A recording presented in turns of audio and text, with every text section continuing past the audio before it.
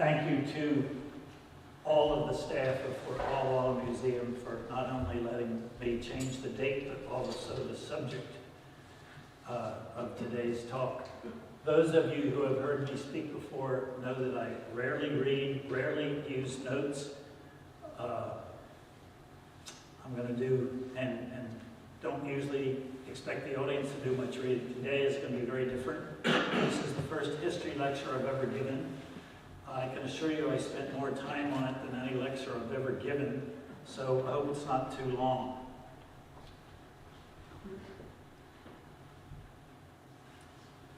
Here we see the journey from northeastern Oregon, northeast for a ways, and then southeast a long way through the northern Rocky Mountains, and then east through Yellowstone National Park and north. The punchline is they got to within 40 miles of the Canadian border, which was a secondary So I am going to read the best summary that I know of the Nez Perce War. It's by Tim Egan. It's going to take about 8 minutes. The other thing I wanted to say is that I expect that most of you know a lot more about the Nez Perce War than I do. I'm a geologist, not an historian. So I look forward to your questions and comments at the end. Edward Curtis took a lot of photographs of Native Americans. And while I'm reading to you every 40 seconds or so, I'm going to show you a picture that he took of the Nez Perce. I had a lot of fun spending a considerable amount of time finding his photos in various places. The Nez Perce, content with their 10,000 square mile reservation on the Snake River and in the Wallowa Valley, had avoided the bloodshed of the Yakima Wars. As long as the whites left them and the land they had been formally awarded by treaty, they were fine. If they could live through the still fatal vestiges of the smallpox epidemic, the Nez Perce expected to maintain themselves as one of the strongest Indian nations in the West. With the land they'd been allowed to keep, they might even prosper.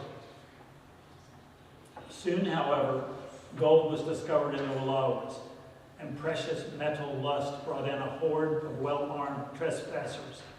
Pressured by miners, government officials called another treaty council and reduced the reservation by 90%, down to 1,000 square miles, all of it in the high desert of western Idaho. One band of Nez Perce, led by old Chief Joseph, refused to move and returned across the Snake River to the longtime home in the Green Wallowas. He lived there for 10 years until more trespassers claimed title to his land. By the 1870s, there was a growing sympathy in the East for the remaining tribes of Indians in the West that had not been moved to the designated Indian Territory of Oklahoma. President Grant bent with the wind in 1873 and allowed Chief Joseph Band of the Nez Perce to stay in their Wallowa Valley home. The tribe had received good press in Washington ever since they had fed the starving Lewis and Clark expedition, but Grant's order infuriated the white homesteaders, who placed him under great pressure. He promptly bent the other way and reversed his order.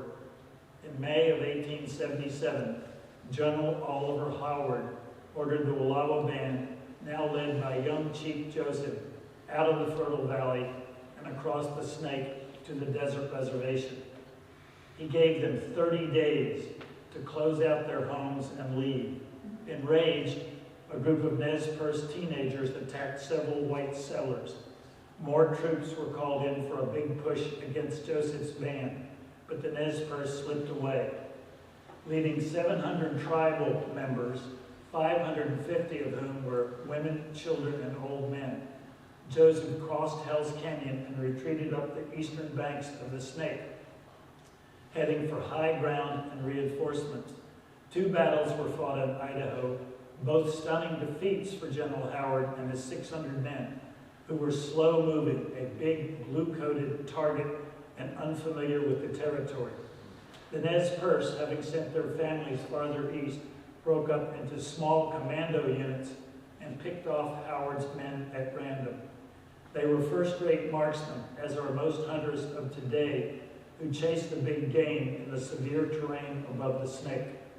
While Howard's bluecoats licked their wounds and called for help, the handful of Nez Perce warriors broke through the Bitterroot Range and headed toward Montana, hoping to gain an alliance with the powerful Crows. Traveling hundreds of miles on foot and horseback, they traversed harsh mountain country and entered Yellowstone, which recently had been made a national park. Tourists camped at Old Faithful in the late summer of 1877 were stunned to see a fast-moving band of Indians pass through the park in the middle of a war. On the way to Yellowstone, the Nez Perce had eluded one ambush, but after regrouping with their families, got trapped in another. 89 were killed, all but 12 of them women. In Montana, the Crow refused to help them, so the Nez Perce headed for Canada, planning to hook up with Sitting Bull, the great chief of the Sioux who had been granted political asylum north of the border. A long wilderness trek through some of the meanest country in the Rocky Mountain West lay ahead. Many of the horses were lame, and the Nez Perce families began to starve. By late September, winter was closing in on the tribe. Just hundreds of newly arrived troops were fast approaching them. Snow fell, hungry children woke up, chilled by hypothermia. Infected bullet wounds turned gangrenous. Joseph tried to keep hope alive, pressing toward Canada.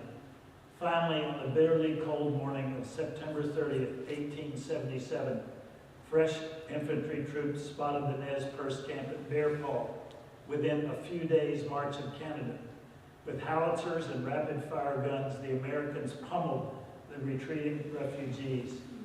On the second day of the siege, it rained. On the third day, it snowed. Howard and his regiment caught up with the new troops and prepared to finish off Chief Joseph and his bedraggled band, who had eluded capture for 1,700 miles and gained the attention of the world. Reluctantly, Joseph surveyed his frostbitten, starving, dying people, the remnants of one of the strongest and most prosperous nations to live in the Americas, and gave up. The last treaty ever made between the American government and the Indian nation was with the Nez Perce, in which their Wallowa land was given to the whites, and they were scattered to the Indian territory of Oklahoma and other places without salmon or elk. Years later, the federal government named a dam on the Columbia River after Chief Joseph. It was built without fish ladders, effectively killing off the last of the wild salmon runs that had been on the upper Columbia as long as the Nez Perce could remember. This is a view from the top of Chief Joseph Mountain, looking down on the Wallowa Valley. I'm sure most of you have been there and know how beautiful it is. If we look in the opposite direction from Wallowa Lake, there we see Chief Joseph Mountain in the northern Wallowa Mountains. I like this quote because it tells what some Nez Perce who live in nearby in Idaho are famous for. So I'll just give you, I can read it while you look at the two pictures. Visitors have always come through here and they realize that everything's pretty much perfect. The grass is waist high, the skies are usually blue, so the Nez Perce have always been the ultimate guides. They give people fish and meat and try to assist them on their way. You didn't get killed just for showing up. It was always, see you later, and we'll keep the light on for you. I mean, look around you.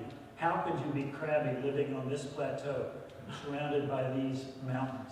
It's what makes the Nez Perce the Nez Perce. So we are going to follow this route across northern Idaho, more or less along the Continental Divide and north through Montana. But before we do that, I want to summarize the geology of the area. The Nez Perce went from the sort of northeast edge of the Columbia Plateaus, which are characterized more than anything else by young volcanic rocks, into the Northern Rockies, and spent a long time in the Northern Rockies, reaching Yellowstone National Park in September. And then they traveled as fast as they could, but didn't make it to Canada. The surrender was in October.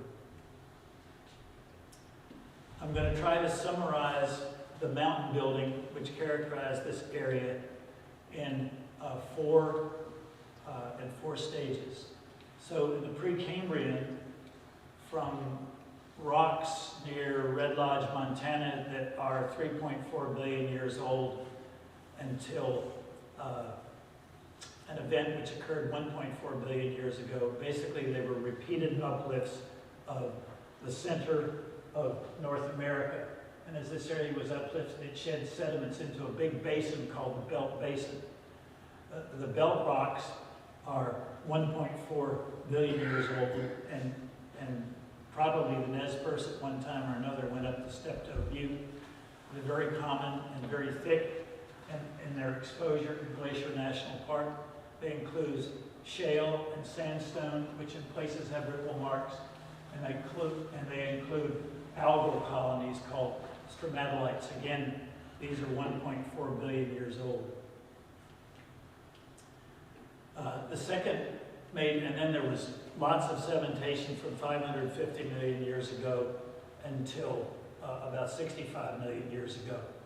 But while this is going on the western edge of North America, there are some microplates that are continental fragments, small continents, island arcs that are moving north and east across what I'll call the Pacific Ocean, headed for North America.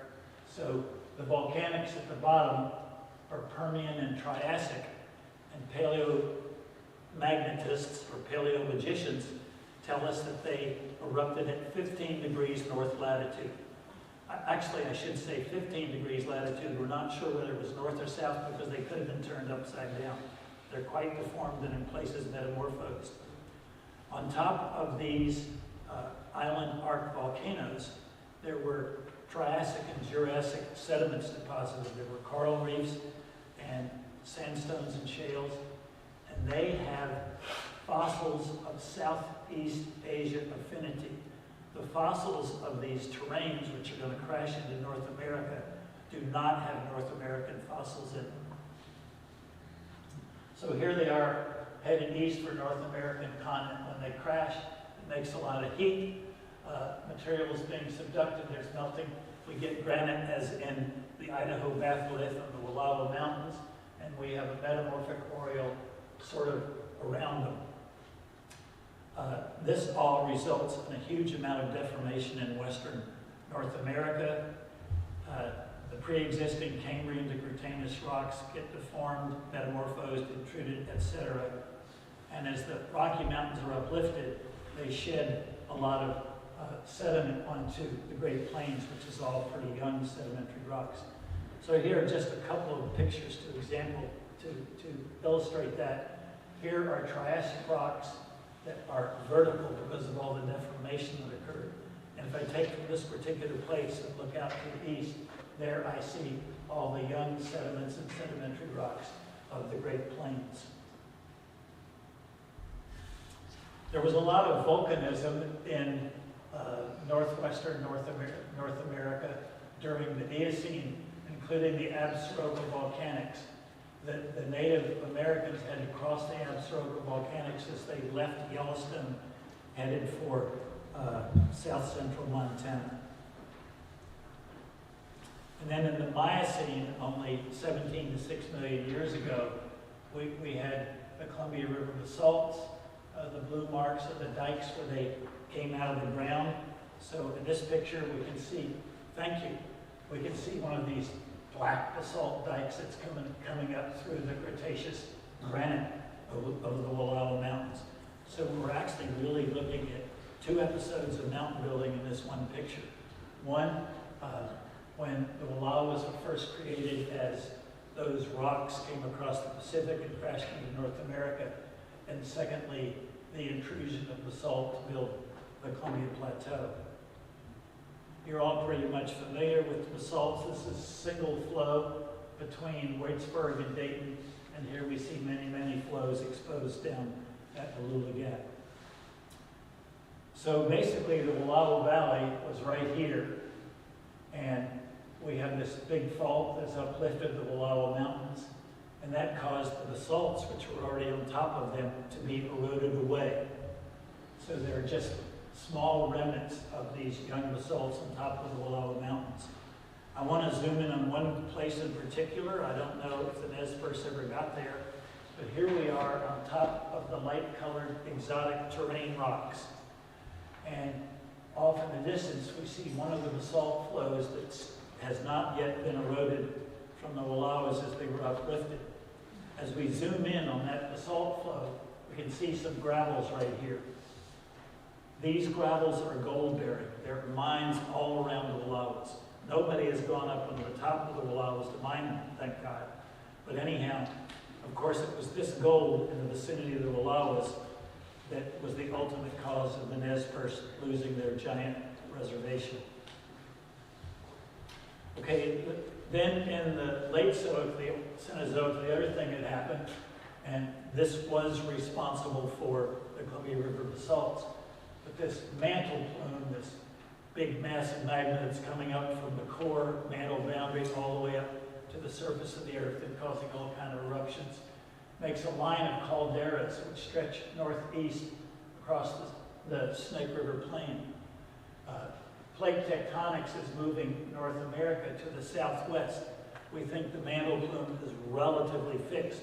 And so as North America moves across it, we get younger and younger volcanism until we actually have 3 calderas forming in the last 2+ million years in the Yellowstone area. The arrival of that mantle plume meant more uplift in the vicinity of the Absaroka and Beartooth Mountains. So in this picture, we're way north and on the Beartooth Plateau, and every single rock you see below that in the picture, and there and over there, it's all Precambrian rock. And I encourage you afterwards to come up and take a look at this 2.7 billion year old mixture of granite and gneiss that was the dominant rock in the Beartooth Mountains. Sitting on top of it is one of the few remnants of this very, very thick, thousands of meters of Paleozoic and Mesozoic sediments that once upon a time sat on top of the granite of the Beartooth Mountains, but it's almost all gone. This is an example at Sunlight Gorge, and incidentally, the Nez Perce probably crossed Sunlight Creek right here where I took this picture. But these are the 2.7 billion year old granites. You can see some and gneiss, which you can see over there. And these are the Paleozoic rocks, which lie right there. They're sitting on top of that granite. So there's 2 billion years of time missing, going from 2.7 billion year old age of that granitic gneiss to the youngest sedimentary rocks on top, the Flathead Sandstone, which is only 550 million years old. So now that you've had an introduction to the geology of this area, I want to go camp by camp and battle by battle following the Nez Perce. The Nez Perce forded the flooding Snake River at Dug Bar and Hell's Canyon, which is here in this picture. Women, children, and the elderly were crossed on horseback rafts pulled by swimming horses. Several thousand head of horses and cattle were forced to swim the river with considerable loss. Now this picture is upside down. So this is Oregon right here, and they are headed east across the Snake River in flood at Hell's Canyon, and then they head easterly toward the Salmon and Clearwater rivers. Here is where, more or less, where the first skirmishes occurred between settlers and Indians on the Salmon River. I threw this picture of some pictographs. I have no idea how old they were that are along the Salmon River. In early June, the Nez Perce camped at Tolo Lake. At least 600 from several non-treaty bands, including Chief Joseph's band, gathered at Tolo Lake. They were sorrowfully complying with the U.S. government's demand to leave their traditional homelands, which were more area than that map shows, and resettle on the smaller Nez Perce reservation. So, in case you didn't get the point, this is the original allotment of land that was given to them, and then it was reduced by 90% to just this small area in western Idaho. The first big battle was in Whitebird Canyon. The troops were down here, and the Nez Perce descended onto them. The Nez Perce had the highland, and there are the troops down there. So that was fought at Whitebird right here. The troops were down in this canyon, and the Nez Perce were up in the foreground. There's the canyon again, and I mentioned a particular incident relevant to Wallowa. Sorry that's not quite in focus, but this Colonel Parnell fought in the Crimean War, the American Civil War, and the Indian Wars, and then he was leading troops in the Nez Perce War, and he personally saved the life of a fallen trooper at risk to his great life, to his life, and he got the Congressional Medal of Honor for that. So this is a battle scene. The Nez Perce warriors had only a few firearms. They also fought with bows and arrows. They had never fought with white soldiers, but their horsemanship and their Appaloosa horses gave them an advantage. As mentioned in Tim Egan's paper, they were very, very good at not shooting lots of bullets. They took aim and they fired and they usually hit. So this was another defeat for General Howard. The Nez Perce then crossed to the east bank of the Salmon River. Howard arrived. Oops, doesn't want to go backwards. Let's see, the forward and backward is not working. That's because I did something wrong here. Just click on it. Thank you for bailing me out. There we go.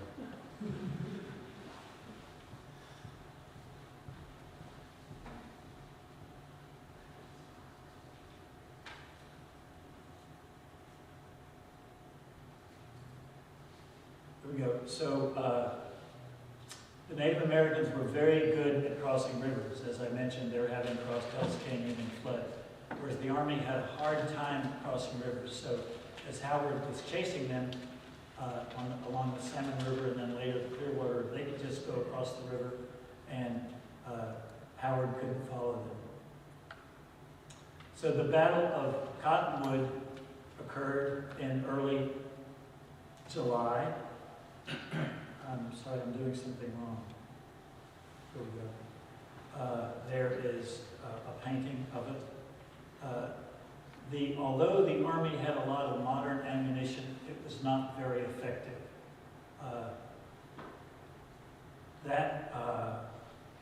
Here's the Battle of Clearwater occurred actually very close to the first battle. So this was another victory for the Nez Perce. They were camped down along the South Fork of the Clearwater River, and the Army started shooting at them from the high land, and the Nez Perce fled to the east.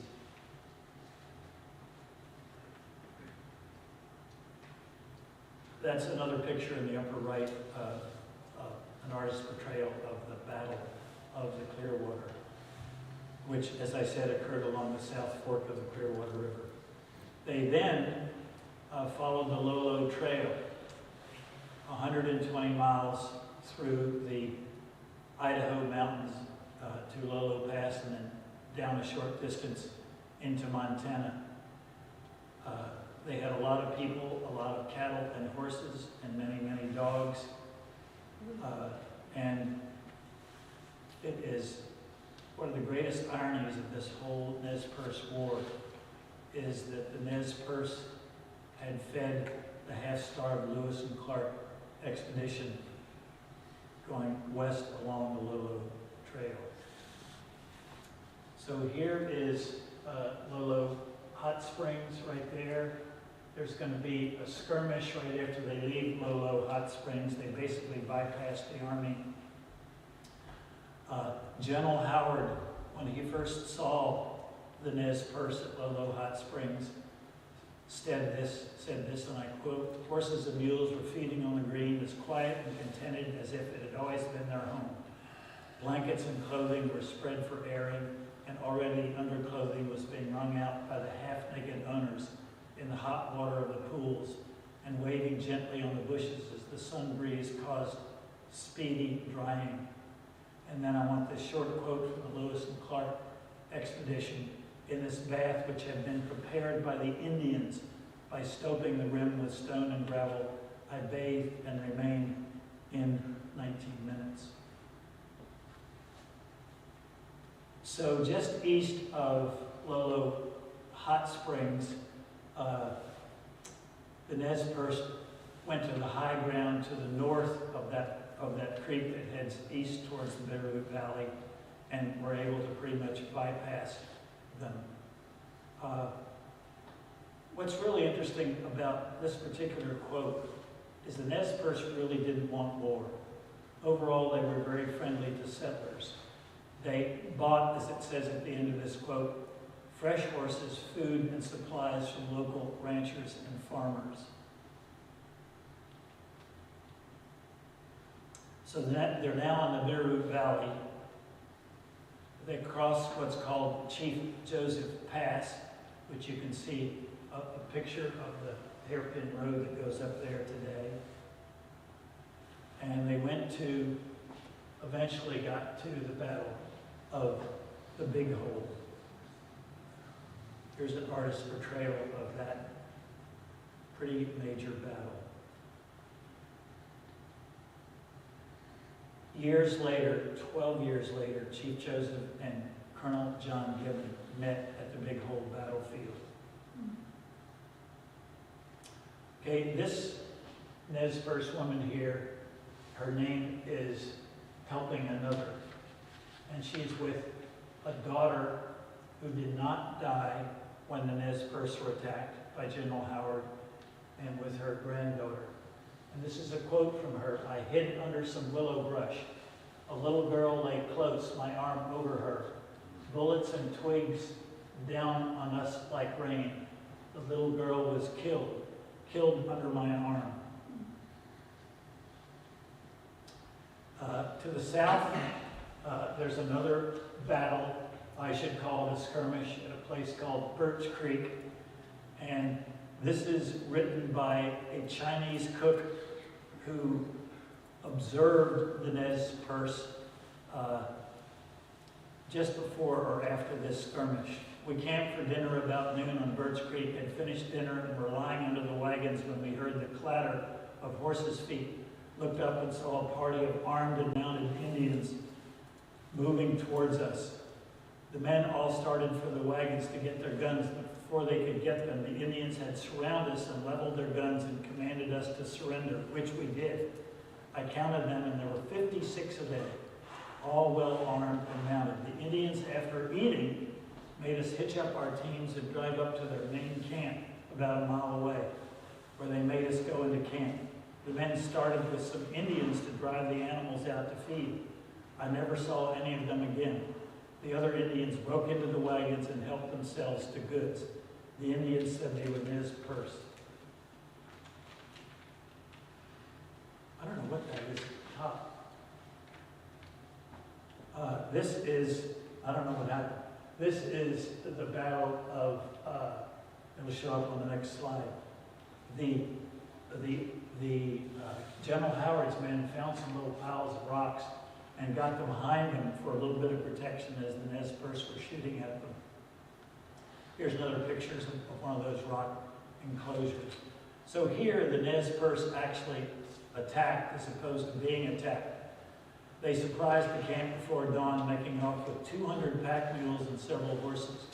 General Howard sent out 3 columns of men in pursuit. One of these advanced well ahead of the other two and became encircled by the Nez Perce, digging rifle pits to escape sniper fire from all sides. After several hours, General Howard's main force arrived and the Nez Perce retreated. So that was the Camas Meadows battle right there, and now they're about to go into Yellowstone National Park. 7 years before the U.S. exploring expedition, many sent from Washington, D.C. to explore the West, found in Yellowstone area an abundance of game and trout, hot springs of 6 or 7 different kinds, lots of interesting rocks, huge waterfalls, and they declared it one of the most glorious objects on the American continent. So although very few people had seen this place, in 1872, Yellowstone was made the world's first national park. With that 1870 expedition was the artist Thomas Moran and the photographer William Henry Jackson. In 1872, as I said, we got the first national park. The Native Americans had spent a lot of time in Yellowstone. I'm now going to show you 3 pairs of pictures. In each case, there is a photograph taken by Jackson and a painting of the same place painted by Moran. So there's Tower Falls. Here is Mammoth Hot Springs. I think it's the world's largest hot spring. And here is the Lower Falls, 300-some feet high, and the Grand Canyon of the Yellowstone. Into this magnificent territory from approximately Madison Junction come the Native Americans, and they went all the way across Yellowstone National Park and into the valley of Clark's Fork of the Yellowstone River. They crossed the divide.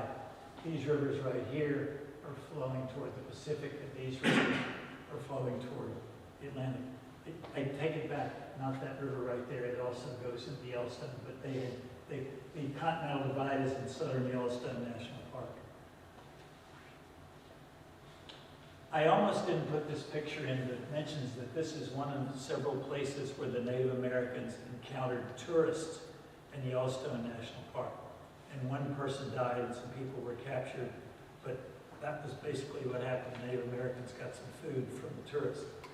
Okay, I do not know what role this part of the U.S. cavalry played, if any, in the battles against the Nez Perce.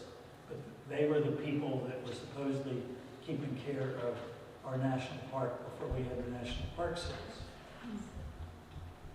So I want to show some pictures of Yellowstone. They entered, as I said, near Madison Junction and would have seen the Firehole River, geysers right next to the river. By the 25th of August, they were in the Hayden Valley. I don't know how to get rid of that. See what happens. Click somewhere else. Click on the sky. Click on the sky, yeah. Click somewhere else and then the arrows work. Thank you. May go too far. That's fine. On the 25th of August, they crossed the Yellowstone River near Mud Volcano, a place called Nez Perce Ford. They were on the north side of the Yellowstone Lake at Pelican Creek on the 27th of August. And then they burned a ranch. This is a picture of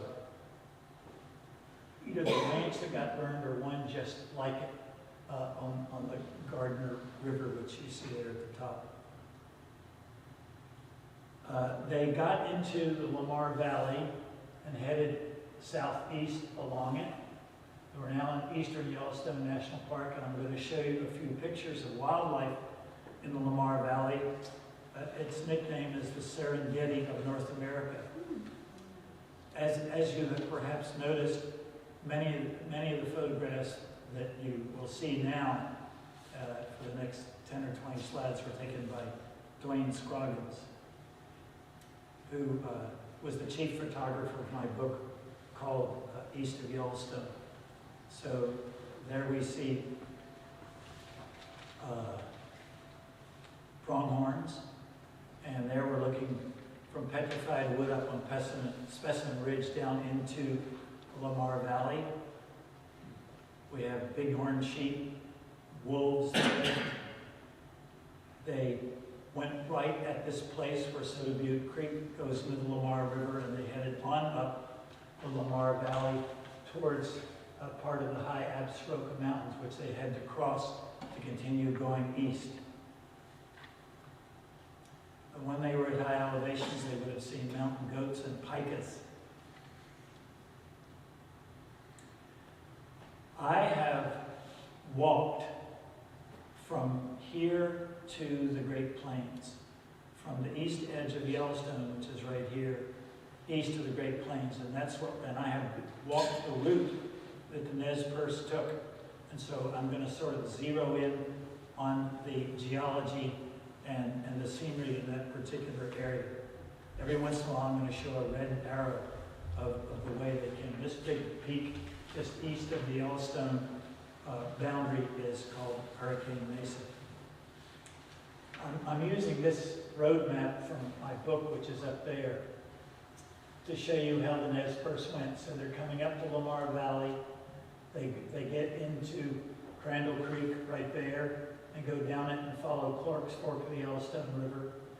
As I'll probably mention more than once, the Army is waiting for them right here at the east bottom of Dead Indian Pass. And so they're going to go down into this canyon and come at it and go into what's called the Bighorn Basin, which leads to the Great Plains, which is the way they hope to get to Canada. So they come down Crandall Creek and entered Clark's Fork Valley here. I discovered in doing field work here over a dozen summers this stone ring. I have no idea. It's a very remote place. I have no idea whether this was made by Native Americans or later by white folks. As they had seen in Yellowstone, as they're going east, continuing east, they see many black bears, as Clara and I have during our hikes in the area east of Yellowstone, and many grizzlies. The last time we were hiking east of Yellowstone, we saw that grizzly, so we turned around. As they're going along in Clark's Fork Valley, just on the south side of Clark's Fork Canyon, which I'll show you in a minute, they pass a place called Cathedral Cliffs.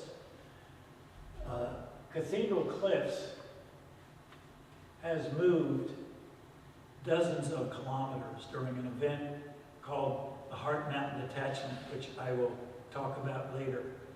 I want you to notice that in these cliffs of limestone, there are dikes. And as that magma was coming up, it ripped off pieces of limestone called xenoliths. These dikes are rootless. That is, that's the bottom of the dikes. They're not down here. These dikes of magma were intruded as this and other blocks of limestone were moving 100 kilometers eastward. Okay, so those cliffs are right here. And the Native Americans came along like this until they got to two gorges, Sunlight Creek and Dead Indian Creek. They know that Howard's army is waiting right here, and so they have to decide how to get down into this canyon to bypass them. One place to get down into Clark's Fork Canyon is at a place called the Box. We'll walk down to the bottom of it and see the whitewater down there. They didn't go that way because there was too much whitewater downstream. They're getting this information from Native Americans that are there. They themselves may have never been there, although, as I said earlier, they did go to the Great Plains and the Yellowstone area to hunt all the way from the Wallowa Valley.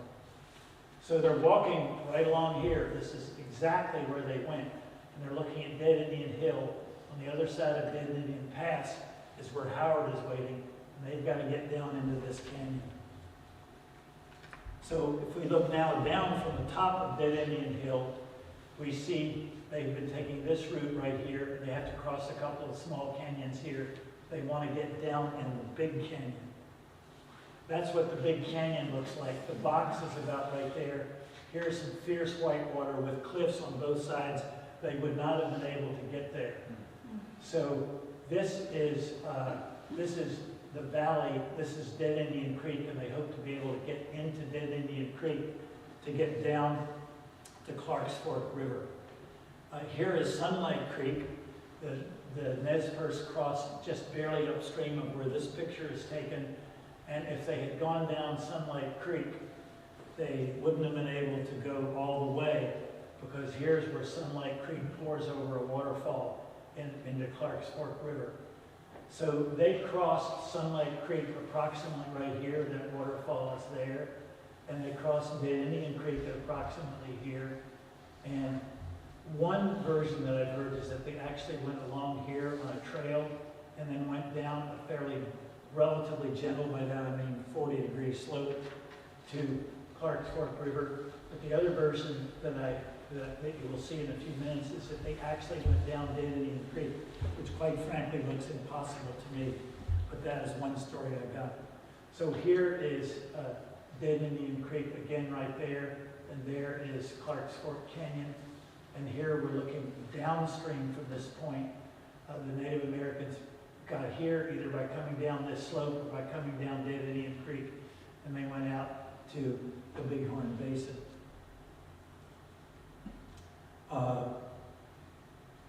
This picture shows they've now got about 4 armies that are attacking them, not just General Howard's. And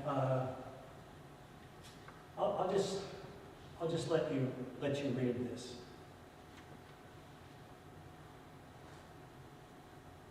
Well, one of the things that happens is that the Nez Perce and their route is shown in red. When they get here, near Dead Indian Pass, which is about right there, they actually go south to hope that General Howard's troops will think they're headed for the Shoshone River in Cody, Wyoming. But then they hide and they backtrack back and head down into Clark's Fork Canyon.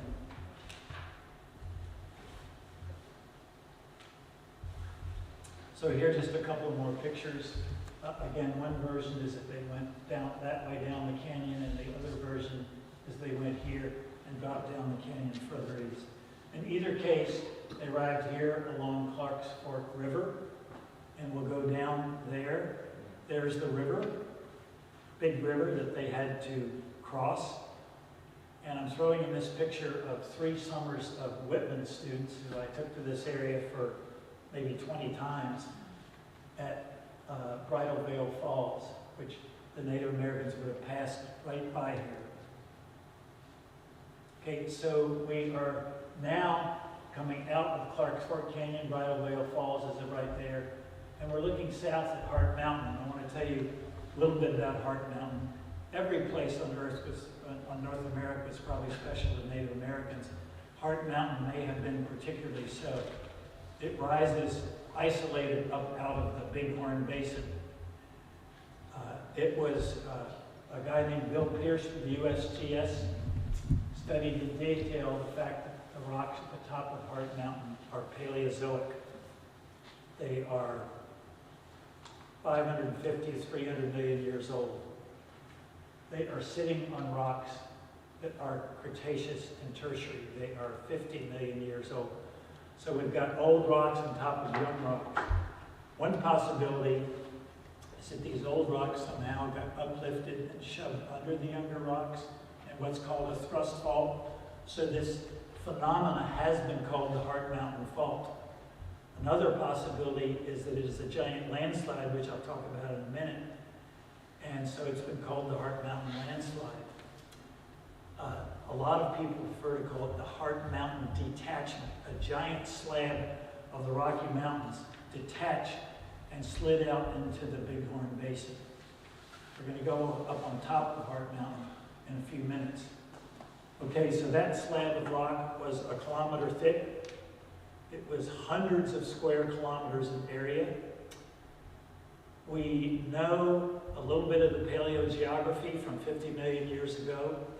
We know that this slab of rock, again a kilometer thick, slid on a very low angle out toward the Great Plains. At the bottom here we have a cross-section that goes from the northeast corner of Yellowstone National Park, and that would be right there. It's called the breakaway point, and slid 100 kilometers out to the McCulloch Peaks, with the largest remaining bit that's in the Bighorn Basin called Hart Mountain, which you see right there. So old rocks have slid on top of young rocks. There's one place where my field trips can actually access the failure surface. It's right there. These rocks are all light colored because they have been metamorphosed either during this detachment or due to the presence of the Absaroka volcanics erupting through them. We can zoom in on that, and that surface is right here. So these rocks are in place, and everything above that has slid. I believe the number is 28 kilometers east-southeast.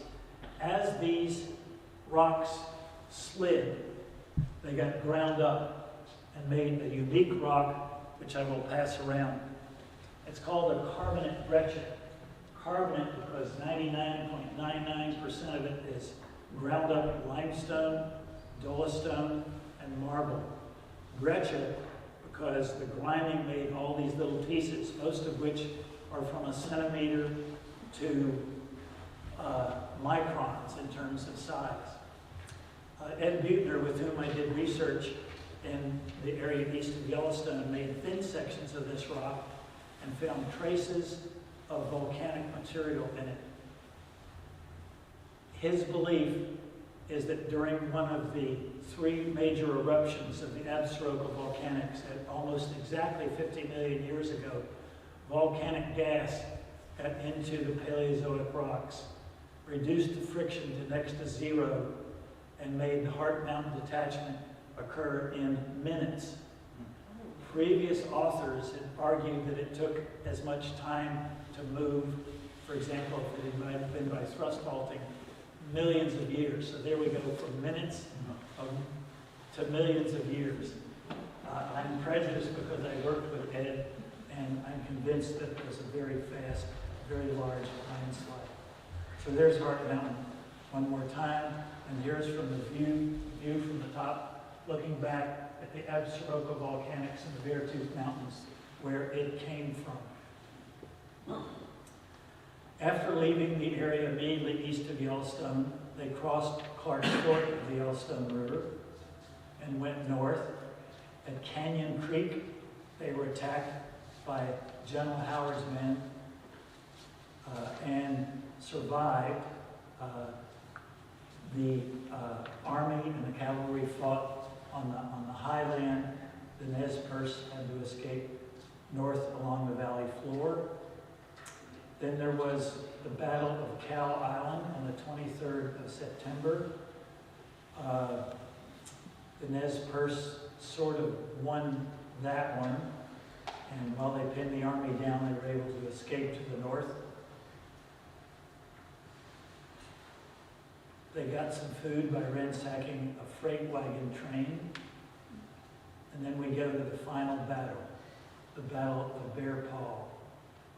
By now, Miles, who's coming from the west, is joined by Howard, who's coming from the southeast, and they both attack the Native Americans. That battle of Bear Paw occurred here. As I said before, they're 40 miles in about 3 days from Canada. Oops. They charged the Native Americans who were below them.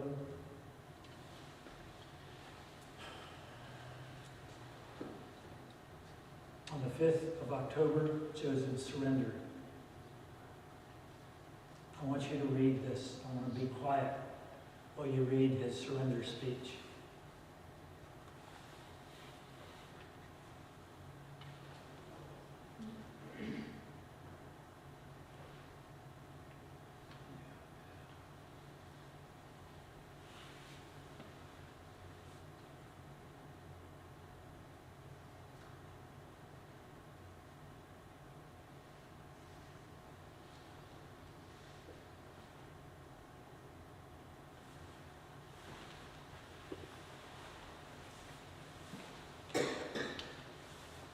A few, the Nez Perce, got to Canada. Most of them were taken to Kansas for a very cold winter and Oklahoma for some very hot summers. I'd like you to read what Yellow Wolf said about his time in Oklahoma.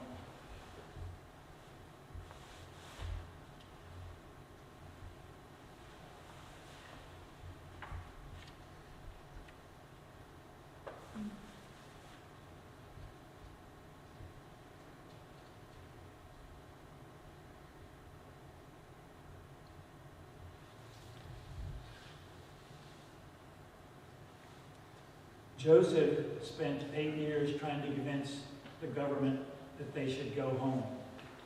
Eventually, in 1885, they were allowed to go to the Pacific Northwest.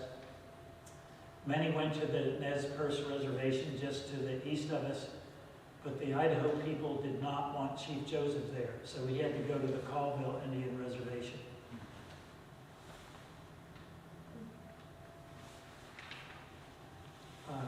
This paragraph right here, I'd like you to read. It's by Edward Curtis.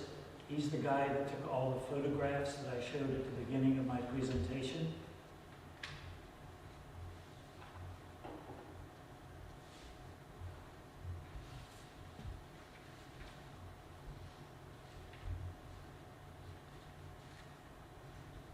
I'll finish with a picture of a very appropriately named mountain, Chief Joseph Mountain.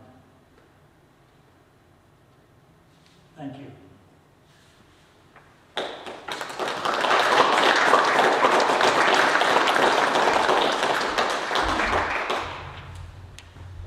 Before I take questions, I encourage you to buy my book on Wallowa Gap if you don't already have them, and that's because the money will go to Fort Wallowa Museum. I get zilch from this. The money from this goes to the National Park Service, and the money from this goes to WIP if they're at like 5 or 10% or whatever. But most of the money goes to Fort Wallowa Museum. And anybody have any questions? On previous trips through this area, have you thought of this, I mean, were you first only thinking about this in the context of the geology, or have you always been cognizant of the war that took place in this area, the battles? I've always been aware of the homeland of the Nez Perce because of all the field trips I've led to the Wallowa Valley and Wallowa Lake, and because of all the ascents that I've made in the Wallowa Mountains. I was very aware of the Nez Perce escape down into Clark's Fork Canyon, and once we actually tried to follow Dead Indian Creek and couldn't, but we were able to get all the way down to Clark's Fork River. It took us a long day, and it is just whichever way they went, it was impossible considering the women and children and all their cattle and horses and old people. It's absolutely amazing. But I took Roger Emmerman's course called Geology last spring, and he asked me, understanding that I'd spent a lot of time just east of Yellowstone, he asked me to put together something to show the students. So a fragment of this, it was the nucleus for making this presentation at the museum. But I knew very little about between Hell's Canyon and the Lamar Valley before I started reading and looking for pictures. Yes? Did some of the younger Indians make it into Canada? Haven't I read somewhere that some of them, Joseph encouraged them to sneak out and... The question was, I should always repeat questions, this is the first time I've ever done it. I never remember to repeat questions. But the question was, did some of the youngsters make it to Canada? From what, I don't know the answer to that. From what I read, it was mostly some of the Braves. Does anybody else know the answer? Did any young people get to Canada? I think I read something, and then when they came back, they were wanted, and they kind of had to sneak around and hide. And, When they came back, about 10 years later, they wanted to come back, and they did come back into the U.S., but I think, I wish I'd known. oh, they came from Canada back Yellow. to one of the reservations. Right, and some of them ended up at the Unitarian. Hmm. Other questions? Yes? How strong about were the military forces that were pursuing them? Each of the military forces had high hundreds or maybe low thousands. This, I don't know if you can see what's going on in this map. It's not very large scale. So Howard is in black, going like this. And then he was joined by, I'm sorry I can't read this, but he was joined by somebody who came along hoping to head the Indians off, and then going south to where the Indians were, and then following more or less Howard's route. And then there's also a guy named Gibbon who came from somewhere, and Miles was here, and he headed northwest, and so they had this overwhelming force by the time they got to the last battle. Yes, sir. So the U.S. military was trying to do away with the Nez Perce people, and that's why they were pursuing them? Oh, you know, I didn't hear the first part of your question, but part of it was why was the enemy pursuing them? Yeah.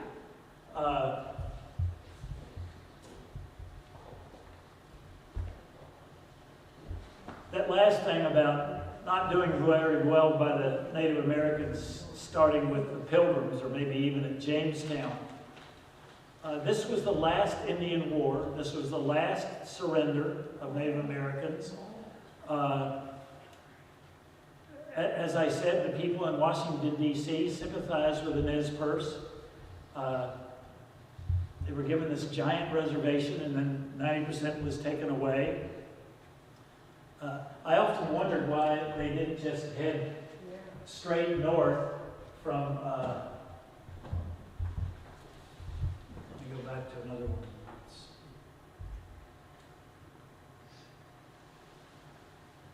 Why didn't they just go, oh, I know why. They were hoping that the Crow Indians would help them, would hide them or help them or whatever. But the Crow didn't want to do that. But I still wonder, I mean, why didn't they head straight north here? Why didn't they head straight north here? Why didn't the Army let them go to Canada? Why did they fire on women and children? It was just an attitude of Westerners in particular, of Indians aren't good. Margaret? Do you think Howard maybe was just vindictive? He was just a little bit mad that they beat him a couple of times and he wanted to get back at him? Yeah, Howard lost men in every battle and sometimes had to retreat. So that could be, I haven't read anything about Howard's personality. Just curious. Do you have a question? Yeah, since Joseph was heading for Canada and Sitting Bull was evidently already there, was it likely that they did not want him to get to Canada because they feared he would join the Sitting Bull and then they would have a real Native American fight on their hands? The question was, if Joseph got up there and was able to join Sitting Bull, would there be enough Native Americans that they'd come back into the United States and fight? I don't think so at all, because there were 100 or maybe 200 braves left by the time they got to the last battle. And I don't know how many Nez Perce were up in Canada, but I'm sure there would have been way less than 1,000 in total. So I don't think, I don't know, but I don't think that would have happened. Bob, do you know if there is any relationship between the Nez Perce, Umatillas, Cayuse, Wallowas? Were they friendly or were they opposed to each other? The question is, what is the relationship between the Wallowa, the Nez Perce, the Umatilla, the Cayuse Native Americans? I don't even know if they're all in the same speaking group. I think maybe they are, but you know, it's called the Confederated Tribes of the Umatilla, and they have Cayuse, Umatilla, Walla Walla, and maybe one more, I'm not sure, folks there. Maybe the Eskimos? No, I don't think so. Mike? Two of those tribes are Sahaptin speaking tribes. The Cayuse were not Sahaptin. They had their own language, which is now extinct. And nobody knows how to even speak it. But the Nez Perce are also Sahaptin. So they had a close relationship with the Walla Walla and the Umatilla. Thank you. So the Walla Walla, the Nez Perce, and the Umatilla all had a similar language. Yes? Howard only had one arm, is that true? Wasn't it Howard that had lost an arm in the Civil War? Yeah, and there was... Like John Wesley Powell, huh? He only had one arm. Oh. Who went down the Grand Canyon. Oh. But also there was another... I don't know if you'd call it a war, but there was another skirmish the very next year with the Paiute Nevada. They came out of Idaho and swept through Burns and came up and wiped out a lot of young farms in the Ukiah, Long Creek area, and ended up at Meacham. And their chief was, one of the chiefs was Egan. Who got Yeah. And there was He a... was sabotaged by his own people. Right. But it wouldn't be the same Egan that wrote this, right? And there was a battle at Battle Mountain south of Pendleton. That's it. And what year was that? 78, 1878. So it was after this one. yes. Yes. Yeah, so But I don't know if you call this that is a called war. the last Native American war.